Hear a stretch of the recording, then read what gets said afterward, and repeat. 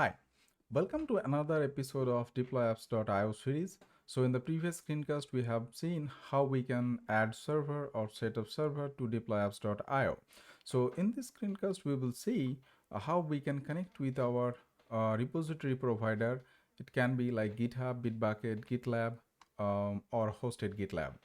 So if you are first time registered and if you go to the dashboard, you can click on connect provider because our server setup is ready. So either you can click here or the places like integrations. So if I go to the integrations, so I can see the repository provider. We have GitHub, Bitbucket, GitLab, or hosted GitLab. So here we can connect. So I am using like GitHub for this demo. So I will connect with the GitHub. So let's click on connect. And here it is asking authorize deploy apps. So if I click on authorize deploy apps, so it is connected. So this is, you can see how easy to connect with your source code provider, and later we will configure pipeline and we will be able to access our repository within this GitHub account. Okay, another things.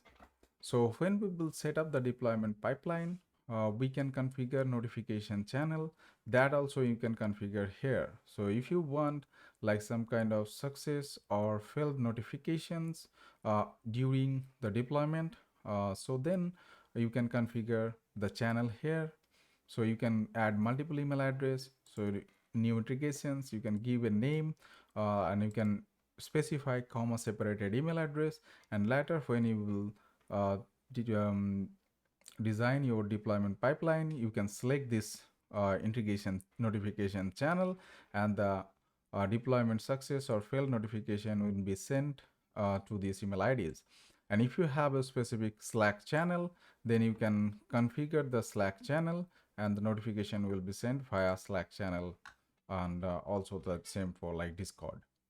Okay, so in the next screencast, we will see how you can create that deployment pipeline.